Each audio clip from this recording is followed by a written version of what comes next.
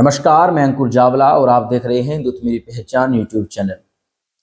आज दशहरा है और हम पिछले हजारों लाखों वर्षों से दशानन रावण को बुराई का प्रतीक मानकर हम उसका पुतला फूंकते आ रहे हैं।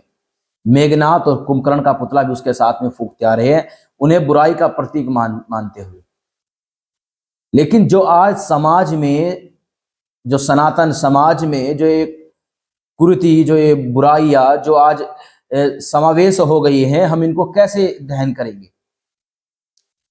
अभी कुछ दिन पहले ही जो गरबा नाम का एक प्रोग्राम होता है गुजरात के अंदर, और आजकल वो पूरे हिंदुस्तान में उसका एक ऐसा ट्रेंड बन गया है कि पूरे हिंदुस्तान में अलग अलग पंडालों में गरबा नाम से एक इवेंट होता है, प्रोग्राम होता है, जो कि नवरात्रों के दौरान होता है। नवरात्रों, जब नवरात्र चल रहे होते तब होता है।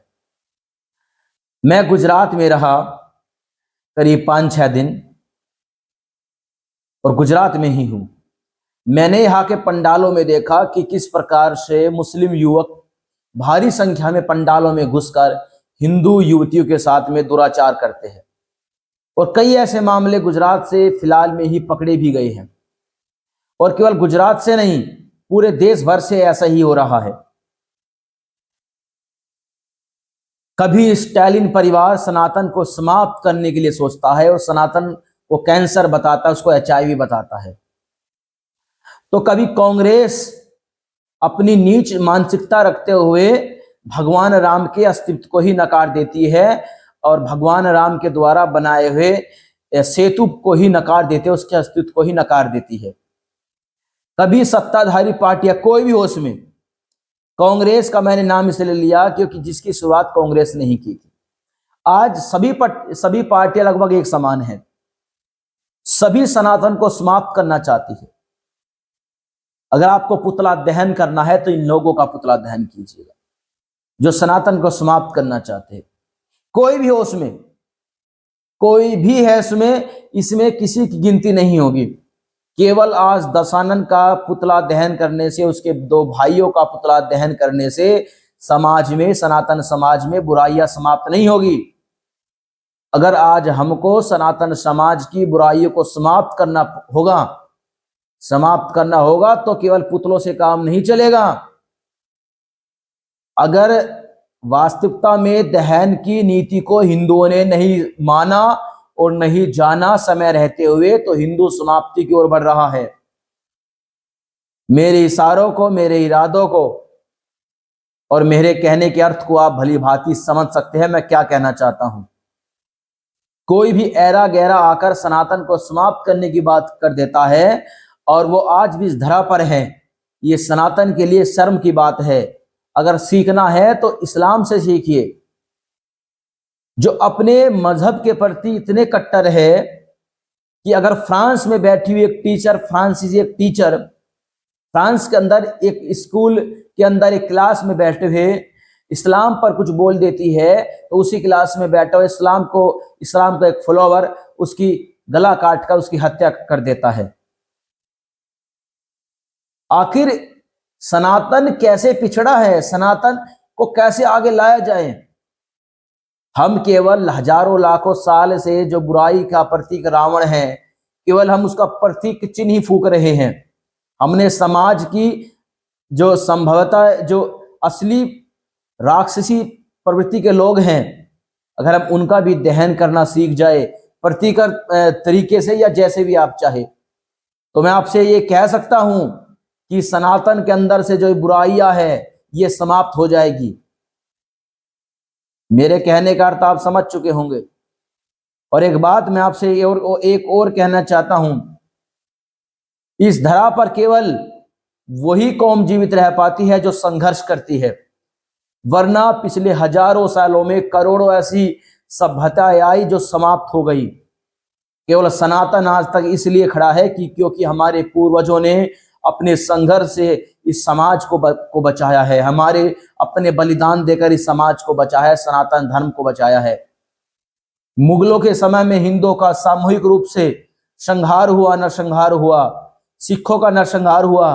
सिख आज केवल इसलिए जिंदा है क्योंकि सिखों ने समय के साथ में खुद को बदल लिया, लेकिन आज दोबारा से सिखों में जो वो कुरीति है वो पैदा हो चुकी है। उसका कारण है कि सिखों को अफगानिस्तान छोड़कर और पूरी दुनिया छोड़कर भारत में शरण लेनी पड़ रही है। मैं उन सनातन धर्मियों से कहना चाहता हूं, सनातन योद्धाओं से कहना चाहता हूं कि अगर आपको विजयदशमी बनानी है तो बिना शत्रु के विनाश के आप विजय प्राप्त नहीं कर सकते। हमारे इधर एक यज्ञ के बाद एक धार्मिक नारा लगाया जाता है कि धर्म की जय हो, अधर्म का नाश हो। भला बिना अधर्म का नाश हुए धर्म की विजय कैसे हो सकती है? जब तक अधर्म का नाश नहीं होगा तब तक धर्म की विजय संभव ही नहीं है। अगर मैं गलत कह रहा हूं तो मुझे बता दीजिए। और दूसरा आगे बोलते हैं कि प्राणियों में सद्भावना हो। भला आप एक जंगल के अंदर रहने वाले, आप बकरी और शेर दोनों में सद्भावना कैसे उत्पन्न करेंगे? आज हिंदू एक बकरी के समान हो चुका है और हिंसक पशु कौन है इस समाज में सभी जानते हैं। आप बोलते हैं कि धर्म की जय हो, अधर्म की जय हो, अधर्म का नाश हो। मतलब आप पहले धर्म की जय करोगे फिर आप अधर्म का नाश करोगे, जो कि असंभव है। बिना अधर्म के नाश हुए धर्म की जय संभव ही नहीं है। और प्राणियों में सद्भावना कभी हो ही नहीं सकती, क्योंकि एक भाइयों में कभी बनती नहीं है आपस के परिवारों में भी। तो जब आपस के भाइयों में एक परिवार में कभी आपस में सद्भावना उत्पन्न नहीं हो सकती तो आप समाज में, देश में, आप विश्व में सद्भावना उत्पन्न कर ही नहीं पाओगे। कभी घोड़ा और शेर पर्याप्त मात्रा में और समान अन्न खा ही नहीं पाएगा। दोनों की अपनी अपनी प्रवृत्तियां होती हैं, दोनों के अपने अपने स्वभाव होते हैं। आगे सुनिए, कहते हैं कि धर्म की जय हो, अधर्म का नाश हो, प्राणियों में सद्भावना हो, विश्व का कल्याण हो।